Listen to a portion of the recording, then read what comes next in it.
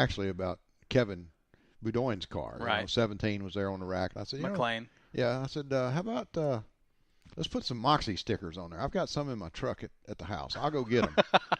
And he says, I don't know about you guys. You're pretty shady. And I said, now wait a minute.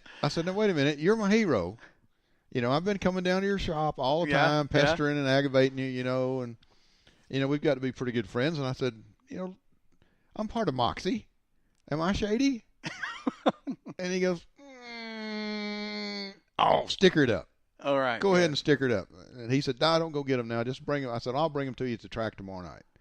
He said, yeah, just go ahead and sticker it up. Well, I had two small ones, medium ones. Right. And I was talking to McLean and his dad, or his granddad, and we put them on the side of his car on the back quarter panels. And I had those two big ones, and I couldn't find Dan. Dan wasn't around. And I thought, well, where's Dan? And he said, well, he's around here somewhere. And I said, well, tell him Ed brought these to him, and he can put them on his car if he wants to. Mm-hmm. And I didn't see him, and lo and behold, he pulled out on the track, and there's that sticker on the right-hand side of the car. Yeah, And I was going, yeah. yes. And he got his first And win. he got his first Did win. you watch Dan? Did you watch him closely that night? I was taking pictures of him. I posted those pictures. Now, I've seen Dan. We've watched him over the last couple of years develop, from when he dominated the Super Sport division, got out of the Super Sport, moved up to the late models.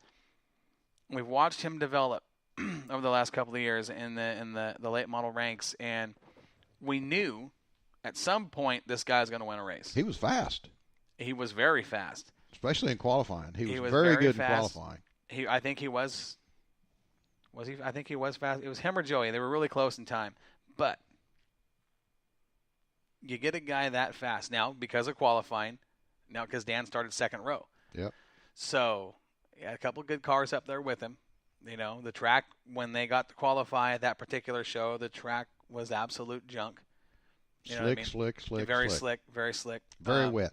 But the drivers handled it well. Yep. They kept the cars off the wall. That's the talent they have out there at Willamette Speedway. And in the feature, he put it all together. He got to the front. And here's the bad part. Here's the bad part about that deal. When you've got a guy that is that good, starting that far up front, and you've got guys like Koffel and Tanner, who finished second and third, starting near the back, and you've only got 25 laps to work with, Yeah. when you're starting that far back, you got to be a little bit concerned. You got to have some cush to get up there. You do. The track. Okay, I heard some guys complain about the race surface itself. From Moxie Tower, looking down, watching the racing, I didn't think the track was that bad. I thought the track was pretty racy. I thought the track was racy. I thought there was a couple multiple grooves to work with. The high side was there. The bottom wasn't bad. The middle, by no means, was ideal, but I thought it was still good.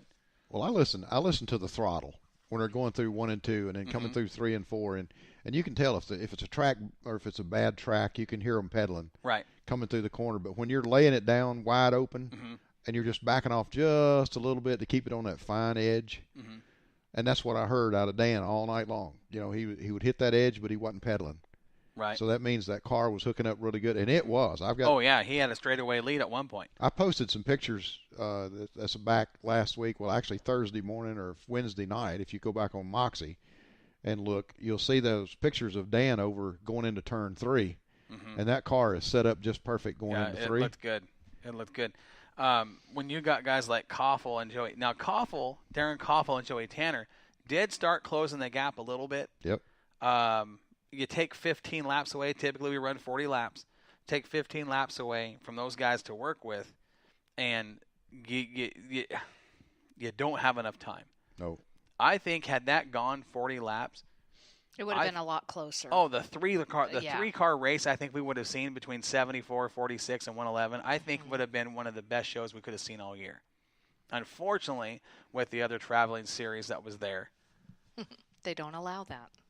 You can't run more laps than they do, and they only run 30. Yeah. So the super late models were allowed 25 laps, and when the cars rolled out into turn 3 for the starting lineup, and we're looking at it, I'm going, oh man, there's some really fast guys in the back, and you got a couple really fast guys up front, only 25 laps to work with. This is going to be interesting because you knew the guys in the back weren't going to waste any time. There was no time to. It was from the drop of the green. Got to go now. he had no time to work with. 25 laps, even if it is a 1/3 mile, goes by pretty darn quick. And that worked out to the benefit of the number 74 of Dan Dybel. They might have gone 40 laps, and Dybel might have stretched the lead. He was really, really good there on lap 25. Yes, he was. That car was dialed. There's no possible way to say what could or what, you can't. If this had happened, if that had happened. But my buddy McLean was coming up, and he did very well that night, too. He held his own. Did he finish fifth? No, he kind of faded there towards the end. Yeah. He kind of faded there towards the end, but the kid's 13 years old. And he did very well. He's done really good in late models. I'll tell you another guy that the last few races at Willamette Speedway that has surprised me speed-wise and getting the job done has been that 71 of Brian Norton. Wild Brian Norton has been fast. Yep. When I saw him start up near towards the front, I'm going, ooh, wait a second, this is going to be interesting. I mean, we got a show here. But he got bounced around a little bit. A couple guys did because of that 25 lap deal. Everybody knows there's no time to play. There's no time to get in and get settled and get comfortable and let people make mistakes. You just got to go, and that's what we saw.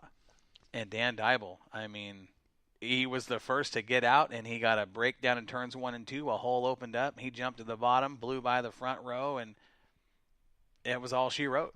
I mean, it was all him from that point on, and he checked out. I hope you guys don't hear me munching, but I'm munching on some tenderloin my girlfriend fixed me for dinner tonight. Who just happens to be Corey's wife as well. That's right. We're sitting here. This is no joke for you guys listening around the country. We're actually sitting here at our dinner table. I mean, this is, again, makeshift studio while the new one's under construction. We had dinner, right before we went on the air. Some nice tenderloins, pork tenderloins, I still have some. Phenomenal green beans. Man, good stuff. Chris Frisbee will be at the Budweiser Nationals. He says right here he's going to have a new body, new wrap, getting the car done. Made huge gains over the last 3 weeks they were in Oregon. Going to run well in Bakersfield. I hope so, because last year was not a moment that Chris probably wants to remember. He went down there at the Sport Mod, and it was one of those deals where if it wasn't for bad luck, he wouldn't have had any. And it was nice to see Chris up here in It Oregon, was. too, It really was. I didn't even know he was coming, so we got on the pit area, and he walked up to us. It was fun to see him. Great surprise. He's always fun to hang out with, and quality driver. Super nice guy. Quality individual. Yep.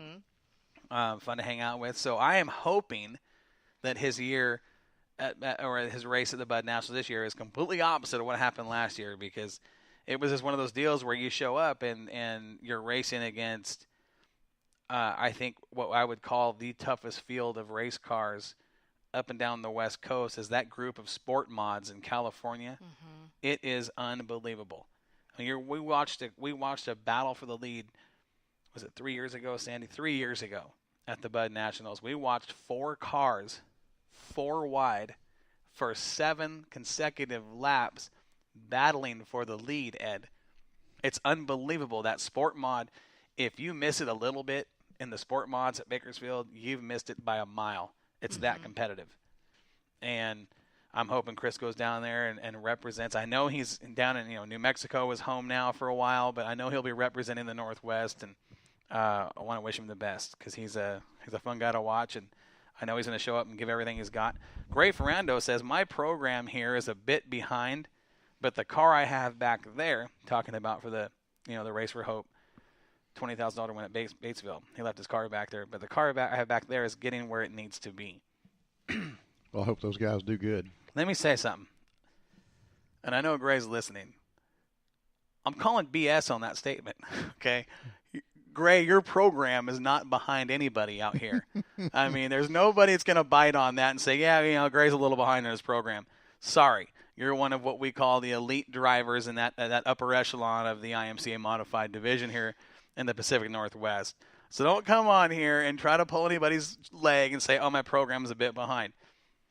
BS, BS, BS, okay? I'm calling it. I'm saying it. Well, hasn't this year then, though, been particularly good for him? He's been very fast. He has really, over the last, especially this year, but maybe the last couple of years, has really, I don't know if it's the car or him or just I think it's whole everything. Program has just, he's improved like crazy amounts. But I can see why he would say this, because there's been weeks this year where Gray would come out and win the feature, and the next week the car just wouldn't do what he wanted to do. Okay, it's kind of been a feast or famine, a checkers or wreckers type deal for him this year. Brad, come on. Brad Newsom says fact, it's behind. Okay. The car back there is much better than the ones I have here. It's the same stuff. It's the same stuff. Gray, I don't believe you. But, I've been watching for 2 years now. Right? You've been at Willamette 2 years Yep, when you for moved 2 out here years. from Alabama. Yep, and I've been watching Gray the whole time. It's not us guys that's not used to who's racing, but yet you spot the guys that that's moving fast. Mm-hmm. They got fast cars. They're good drivers. They're smooth through the turns.